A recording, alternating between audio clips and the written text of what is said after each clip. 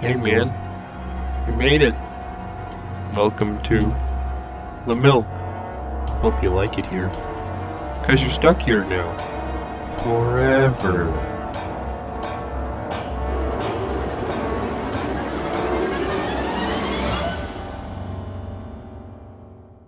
What's up, nerds, and welcome back to the series where I torture my main character for your entertainment. Last time we were here, our hero Avner learned how to use the Force from a bunch of old men, did some uncharacteristically good deeds, gamed the intergalactic market, and then led a revolution. As you all can likely tell though, some time has passed between then and now, and it seems like our hero has gotten himself stuck in a silly little predicament. What series of unfortunate and completely avoidable events could have possibly led to this? Let me show you. Our hero had just freed Kashyyyk from Zerka Corporation's entropic grasp. Naturally, after a job well done, Avner felt like it was time for him to get paid, so he went off to visit everyone's favorite merchant, Suvam Tan. By offloading all of the items that he found on Kashyyyk, Avner was able to make a cool profit of nearly 40,000 credits. He took that boatload of credits back to one of his usual haunts on Korriban to buy some illegal goods in the form of performance-enhancing drugs. After that quick shopping spree, Avner decided to explore Korriban a bit more. On his little stroll, our hero ran into a fellow criminal. This criminal was aware of the Ebon Hawk and its history on Terrace, prompting the guy to ask if our hero works for Davik. Avner bluntly said that Davik died on Terrace and that he stole his ship for himself. The criminal didn't seem to mind our hero's candor, and if anything, he respected the hustle, but what he did mind was an unfulfilled deal that Davik had with him. Apparently, the Ebon Hawk was housing a secret cache of spice that was meant to be delivered a month ago. The criminal was willing to pay for the return of the spice, despite it being overdue. Never one to turn down free money, Avner selflessly volunteered to fulfill the deal. The criminal provided a passcode for the spice. Sure enough, entering the passcode into a secret compartment allowed Avner to find and retrieve the spice for the criminal. This netted Avner a fairly decent 1,500 credits. Nice. Naturally, when the criminal offered Avner even more money for some simple work, how could our scoundrelly lad refuse? The job was simple: take a mysterious box to Mata the Hutt on Tatooine and be paid for its delivery. The only catch being that Avner was not to open the box under any circumstance. Sounds simple enough, Avner said. Just like that, the box was loaded onto the Ebon Hawk, and there it sat. Now all Avner had to do was go to the cockpit and fly to Tatooine. Ahem. I said now all Avner had to do was go to the cockpit and fly to Tatooine. Alright, so maybe Avner opened the box. A weird laser shoots out of the thing and disrupts Avner's mind, knocking him unconscious. He awakens to find himself no longer on the Ebon Hawk, but in a barren wasteland of pure and utter nothing. Nothing except a few stone structures, a lawn chair, and an unfamiliar looking alien. With quite literally nothing more interesting to do, Avner approaches the alien and speaks to him, bringing us to now. So, how'd you get here, buddy? Avner says that he was taunted by unreasonable expectations. How is he supposed to not open a mysterious and valuable looking box if someone told him not to open it? He was a criminal, damn it. Oh, what do you know? I'm a criminal too. Haha. Just, on a bigger scale. I'm a war criminal. Oh great, Avner thinks to himself. Not only is he trapped in an empty hell with a strange alien, this strange alien may just have more clout than him. Yeah, it turns out playing Destiny 2 for 800,000 hours makes a guy a little unstable. So, my people locked me in here. In the milk. The fucking milk. Hey, now that you're here, do you want to talk about the current subclass meta of Destiny 2, the video game? Haha. I'm a hunter main. Avner needed to get the hell out of here. By interrogating the degenerate alien, Avner gets a better understanding of his situation. The prison box has captured our hero's consciousness and trapped it. That means Avner's body is lying unconscious in the real world right now. The only way that he or the alien can leave the prison box is if the box transfers either of their consciousnesses back into Avner's body. This transfer can only happen if Avner and the alien both agree on which of them is allowed to leave. This leaves 3 scenarios. In the first scenario, Avner convinces the alien to let him go back to his body, and he leaves. In the second scenario, the alien convinces Avner to give up his body, and our hero is now trapped in hell forever. In the third scenario, neither of the two get to leave, and Avner is trapped in hell with only a Destiny 2 player to talk to forever. It's a no-brainer. The first 2 scenarios are both preferable to the third. Still though, Avner would like to get back to his life, so he asks the alien how he can earn his way out of the box. Oh, I know. Let's tell riddles to each other. First one to get a riddle wrong will suffer eternal damnation forevermore. Sound fair? Avner briefly wonders how the course of his life brought him to this moment. After silently coming to terms with the fact that he may be stupid, our hero accepts the alien's challenge. Avner and the alien trade riddles and witty banter, managing to correctly answer one another without much difficulty. It becomes clear that this contest is not going to be solved fairly, so our clever criminal creates an unfair riddle that this alien would never be able to solve. I am close to you, yet so far away. I am the one who keeps your odor at bay. Using me is only a small part of your day, yet you stubbornly decide to continue your decay. What am I? Oh, fuck. I don't know. The Vault of Glass? Popular raid from Destiny 1 and Destiny 2, the video games? A shower, Avner says, something that no Destiny player would ever be able to guess. Oh no, no, no, no, no. You cannot keep me here. Not in the milk. Let me out!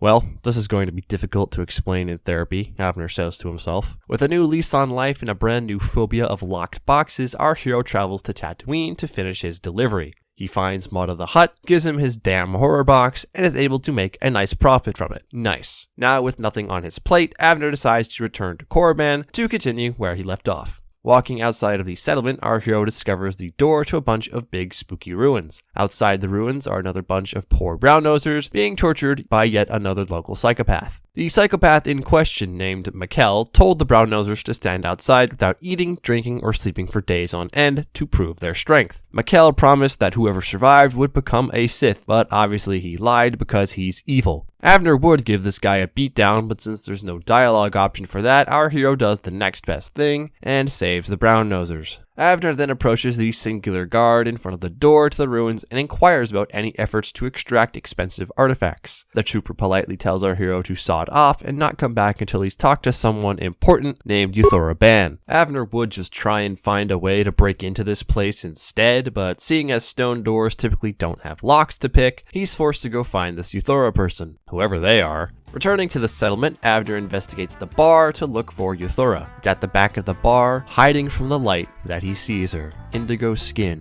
a painted face, dark lips, and a gaze that pierces right through our hero like he was nothing. Avner had found her, the mythical Twi'lek goth girl. And she's evil. I can fix her, Avner says to himself, perhaps a little too loudly. Thankfully, she ignores this and decides to talk about the Sith instead. And boy, does she have a lot to say about Sith things and philosophy and the Force. Avner kinda sorta listens, but mostly just says yes to whatever she asks him, because how could he ever say no? Avner does eventually come to his senses, but it happens a bit too late. So what is it to be?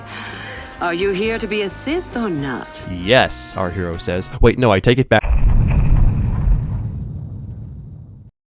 It appears that in his infatuated stupor, our hero has unwittingly agreed to go to Evil School, which is hosted in the spooky ruins. So yes, while our hero may be perilously deep in enemy territory, he now has access to ancient magical artifacts that may or may not be worth a lot of money. A worthy trade in his eyes. The headmaster of the academy, Uthar Wynn, introduces himself and roll calls the other students, the main ones being Lashow, Mikkel, and Chardon. Avner will have to compete with these other students to gain prestige points, which are needed for a student at the academy to graduate and become a proper Sith. To gain prestige, you basically have to do busy work for the headmaster and outdo your fellow students. Do enough busy work and you are declared the victor. The victor will then be given a final exam at the Tomb of Naga Sadow and be dubbed a proper Sith if they survive. This sounds like the most messed up game show premise Avner has ever heard of. Regardless, our hero is in this thing for the long haul. Not only is he here for the potential money to be made by repossessing valuable archaeological findings, Avner is soon told by Yuthora that the Tomb of Naga Sadow contains a star map.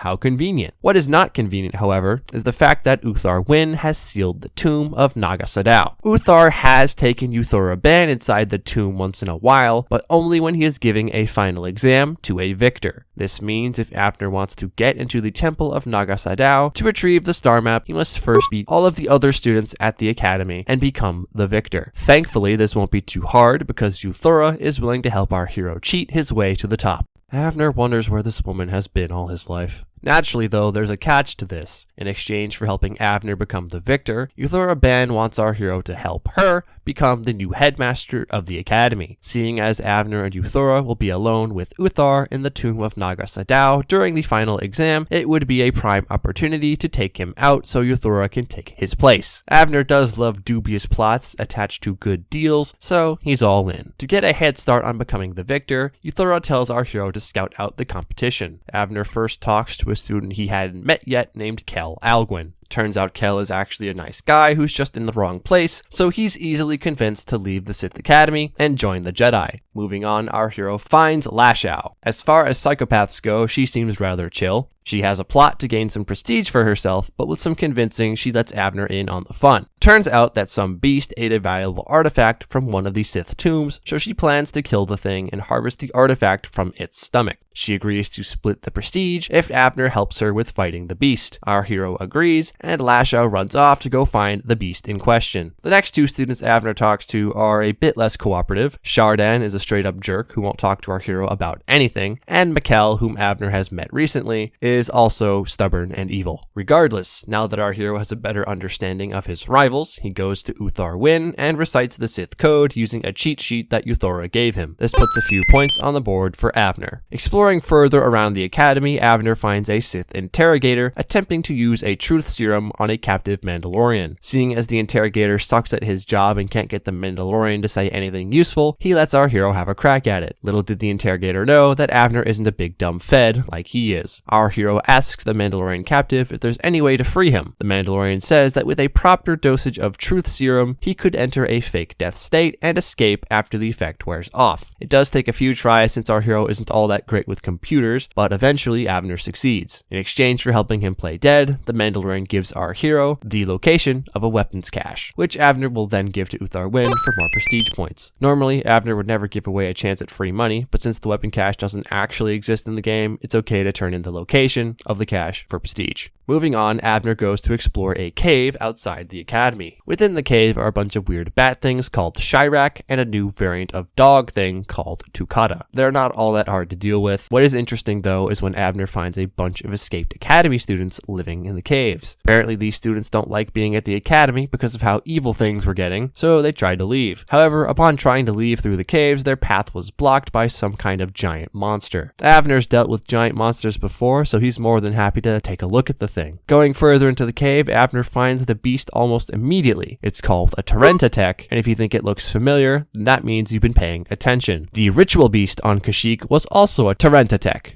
These force-fueled monsters are designed to kill Jedi, yet they're not completely immune to the Force, which makes it a pretty simple ordeal for our hero to defeat them. All it takes is one good stun for Avner to burst the beast down. As a reward for his efforts, Avner finds the second best set of Jedi robes in the game, the Queldroma robes. They provide a defense rating of 5 plus dexterity, give a +2 to wisdom, and allow Avner to cast armor-restricted force powers. While these robes are still defensively weaker than most armor sets, through the use of armor-restricted force powers like force speed, our hero will soon be able to surpass the defense rating of normal armor sets while getting added benefits like an extra attack per turn or increased stats. It's also important to note that the +2 wisdom coming from the Queldroma robes and the +5 wisdom coming from the Circlet of Suresh, a headpiece that Avner got from the ritual beast on Kashyyyk, are huge for Avner's build. More wisdom equals more force points and a higher chance to stun enemies with force powers. Combined with the other gear pieces that Avner has acquired through shopping, our hero now has the most optimal loadout for his build. Very nice.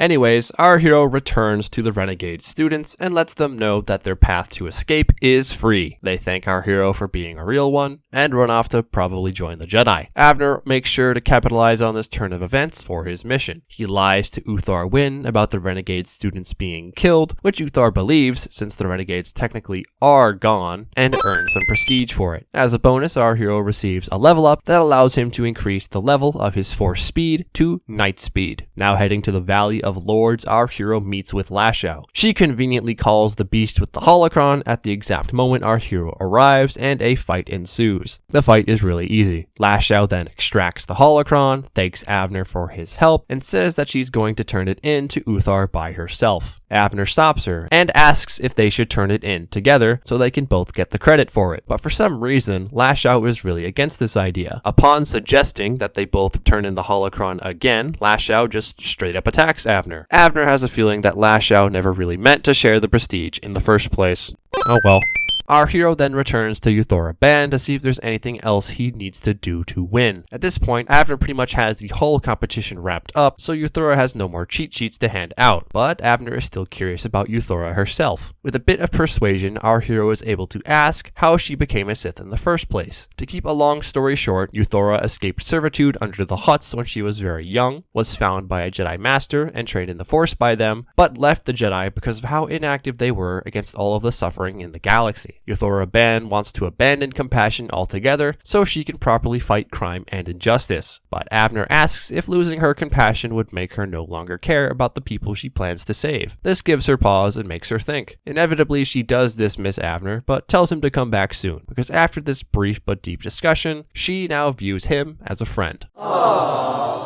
Seeing as Avner essentially has all the time in the world now, he decides to go tomb spelunking for valuable artifacts. The first place he hits up is the tomb of Marka Ragnos. It's full of hostile droids that our hero is able to stun and gun with ease. Within the last room of the tomb is an assassin droid. Normally this droid attacks you for being too loud, but since Avner is wearing a stealth field belt, the droid actually talks to him and asks to be reprogrammed so it won't hurt people anymore. I've genuinely never seen this interaction, as I typically never run stealth characters, so I was really excited to try and fix this droid. But unfortunately, the repair skill is one of the few things our hero is not good at. As much as I would have loved to save Scum a better ending for this side quest, I ended up having to destroy this droid anyway. On the bright side though, I did get a ton of XP and some gloves that Avner can actually sell for big money. The next tomb that Avner heads into is the tomb of Ajunta Pall. Within are a small pack of Tukata, a pillar that our hero blows up with a grenade, and a few sentry droids that aren't dangerous at all. Upon investigating Ajunta Pall's sarcophagus, the spirit of the man himself appears to talk to Avner. Turns out being an undead dark side ghost for thousands of years is pretty miserable, and all the guy wants to do now is repent of the horrible life that he led. To achieve that end, he wants someone to take his cursed sword away from his sarcophagus. You didn't have to ask Avner twice. As a favor for giving him a free payday, Avner persuades the ghost of Ajunta Pall to finally pass on to the light side. It appears Avner's getting really good at talking to people because somehow that works. However, the beautiful moment is interrupted by Shardan, who tries to mug Avner for the sword of Ajunta Pall. Avner sees an opportunity to be hilarious and gives Shardan a fake sword. Obviously, the buffoon has no idea that he has the wrong sword and immediately takes it to Uthar Wynn. Uthar then kills Shardan for being an idiot.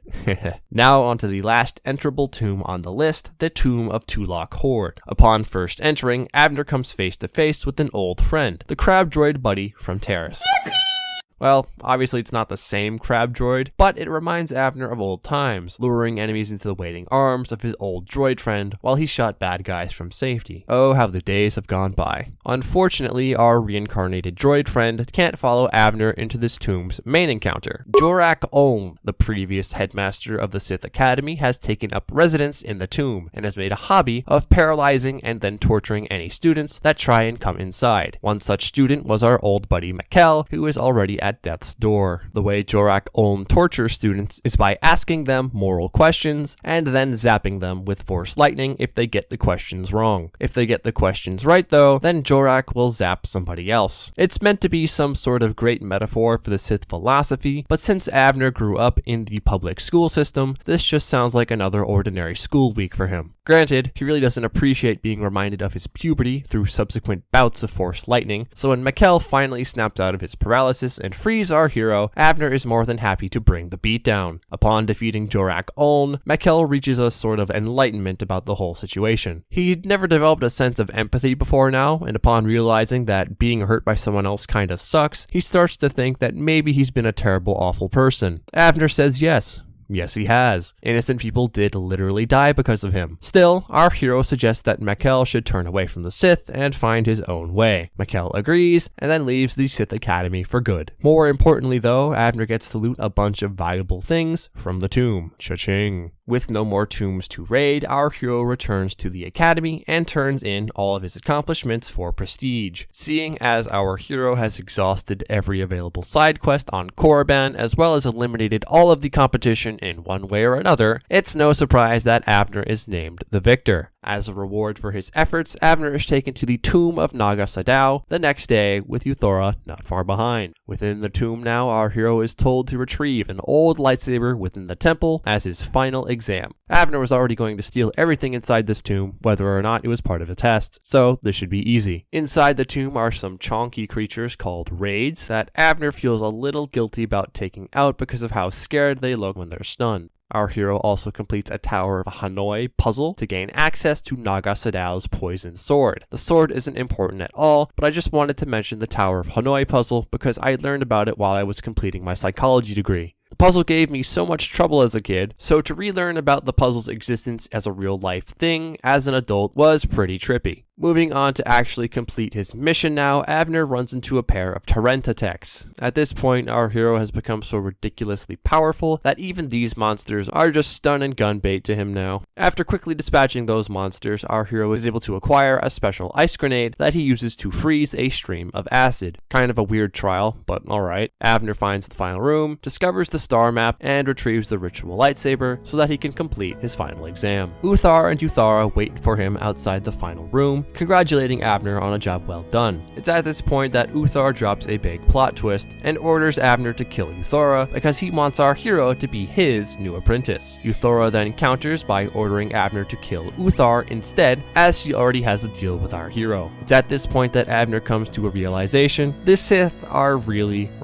dumb. Like, how are they ever supposed to work together as a cohesive army and civilization when all they do is backstab each other and take things for themselves? Frankly, it makes Abner reconsider his whole life as a scoundrel. He takes things for himself, sure, but a professional has standards, and since our hero is a professional, he honors his deal with Euthara and helps her take out Uthar. But predictably, as soon as that's done, she attempts to betray Abner. This obviously doesn't go anywhere, and frankly, even Euthara didn't want to go through with it, cause she and Abner are chill like that. Abner doesn't even mind that Euthara tried to kill him, he's more worried about her associating with a bunch of losers like the Sith. With that in mind, our hero gives Euthara the best advice of her life and tells her to just be a good person. Euthara Ben hears this and agrees. She had wanted to bring justice to the galaxy and wanted the power to do so from the Sith. But all the Sith did was make her think of herself. She believes it's time for a change and decides to abandon the dark side. She thanks our hero for helping her find a better path and leaves our hero to his destiny.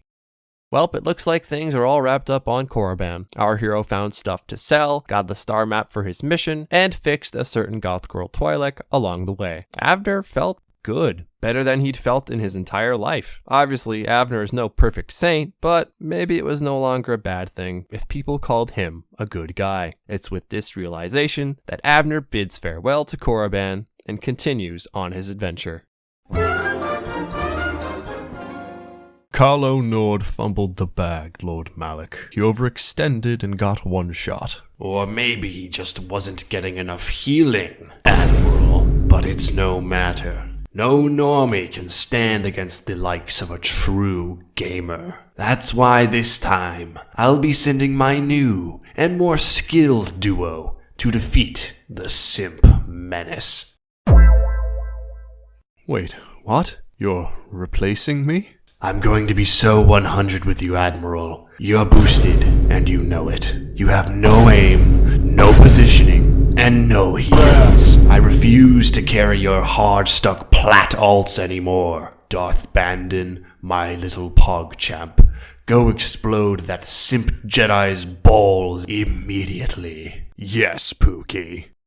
Following our hero's self-actualization arc, he immediately relapses and decides to visit his favorite smuggling joint to sell the many priceless historical artifacts that he stole. Upon attempting to do this though, our hero finds that his boy Suvam Tam is getting harassed by a bunch of lizards. He tells the lizards to leave his goat alone, or else. This works somehow and allows Abner to return to his business. Our hero makes a profit of 30,000 credits by selling all of the goods he acquired on Korriban, and makes a note to check back on 10 every once in a while to make sure that more lizards don't come and hurt him. For now though, it's on to the next planet on our hero's list.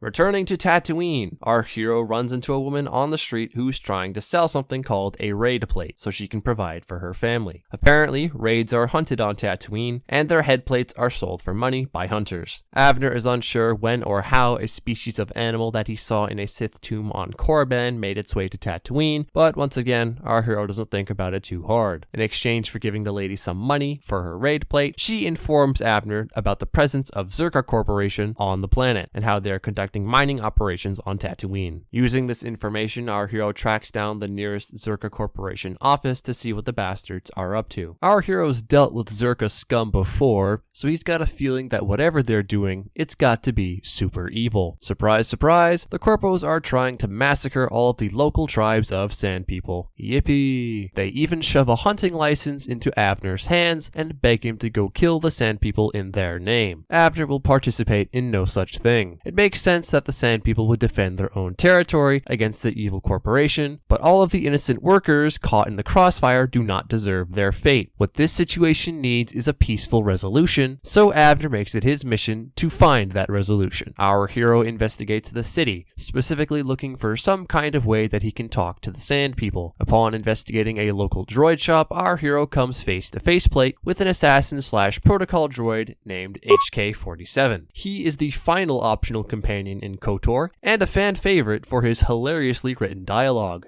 I am a law-abiding droid. Yes, indeed. Law-abiding. That's me. Unfortunately, while our hero won't get to fully utilize HK's morose charm, HK does know the language of the Sand People, so that's more than enough for Abner to add the droid to his list of benched companions. Abner purchases HK for 2,500 credits and puts him on the aforementioned sidelines for the moment. Striking out into the desert now, Abner finds a Zerka Corp sandcrawler being attacked by Sand People. Seeing as diplomacy is impossible at the moment, our hero has no choice but to protect the sandcrawler's workers. After a few waves of stunning and gunning, the workers are saved. As thanks for his help, they tell Abner that disguising himself as a sand person should allow him to get close to the tribe without being attacked. Unfortunately, to acquire a disguise, Abner has to defend himself from a few more Sand People. Our hero then dons the Sand People's garb, calls in his new trusty protocol droid, and moves on to the Sand People's camp. Upon entering the camp, the Sand People are able to see through our hero's disguise, so Abner has to rely on HK-47 to talk his way out of trouble. HK is able to surprise the Sand People by understanding their language, and Abner is able to parley with the chieftain of the tribe because of this. The chieftain doesn't appreciate the fact that an outsider is in his midst, but he humors Abner and HK simply because no outsider has ever tried to talk to him. Through HK's translation, Abner asks what it will take for the chieftain of the tribe to be more peaceful towards the Zerka sandcrawlers. Apparently, all it'll take is a fetch quest to buy some moisture evaporators. Abner goes back to the city, buys the evaporators, runs into a Jawa leader, and as a side quest, agrees to save some Jawa captives from the Sand People's camp. Upon returning to the Sand People, Abner produces the moisture evaporators that he promised, and in exchange, the Sand People agree to attack the sandcrawlers less. They also agree to free their Jawa prisoners without much of an argument. It's all a little too easy, but Tatooine is a starter planet, so it should make sense. Regardless, for our hero's efforts to promote peace, Abner receives a level up. He uses this level up to increase his toughness feat and max out the force immunity power, which will come in handy very soon. Returning to the city one last time, our hero lies to Zerka Corp and says that he killed the Sand People's chieftain. They believe this lie and give our hero some credits for his alleged work. Since this definitely counts as stealing, Abner takes the paycheck without any moral quandary. Our hero also returns to the Jawa leader and informs him that his people are no longer prisoners. As a reward for helping him, the Jawa leader gives our hero the coordinates to a possible location of Tatooine's star map. How convenient. Heading out to the aforementioned coordinates leads Abner to the mouth of an ominous cave with a gargantuan crate dragon inside. The beast has been tracked down by a local hunter named Comad Fortuna. Comad is here to take the dragon out because he believes that the presence of an oversized apex predator in the local ecosystem is affecting Tatooine's trout population. Abner says that there aren't any trout on Tatooine. Exactly, Comad replies. Now understanding the gravity of this situation, Abner pledges his help to this cause. Our hero lures some bantha to the mouth of the cave for Comad, which goads the dragon into crawling out of its lair. The beast then dives to a field of landmines that Comad had placed outside its cave. A true scoundrel strategy if Abner had ever seen one. Comad then dips from the scene and leaves our hero to plunder the lair. Within said lair, our hero finds Tatooine's star map. Well, Tatooine as a whole may not have been too difficult, but at least our hero was able to do the right thing. Stand ready for my arrival, simp. Simp? Abner asks. Yeah, that's right. Darth Malik knows you've been traveling with Bastila Shan. Anyone who can stand her hassling for that long must be a total, utter simp. Our hero vehemently denies this claim and points out that he's never even let Bastila leave the ship willingly. Cope and seethe all you want, simp boy. This is my rank-up game, and you look like just enough elo. Abner has no idea what any of these words mean, but he's not gonna run away from some psychopath with a receded hairline. Admittedly, Bandon does get a round in on Abner, but that's mostly because I misplayed. The second round goes much better. By casting and maintaining force immunity, our hero becomes nigh immune to Darth Bandon's force attacks. The game's AI will also notice this, and Bandon's attack logic will change. Seeing as most force powers will be too difficult to attempt anyway, Bandon will now conserve his force points and simply swing his lightsaber at Abner. This turns the battle with Bandon into a slug out, and it's a slug out that Abner is able to win very quickly. Now back to what I was saying after that mediocre interruption. Tatooine may have been easy for our hero, but at least he was able to do the right thing. What happened? What's going on? Sith interdictor ship. They must have been waiting for us on the hyperspace route. We're caught in their tractor beam. Do you recognize the ship? It's the Leviathan. Saul Karras vessel. My old mentor. Alright, well, this actually may be a bit of a problem. A problem for part 4.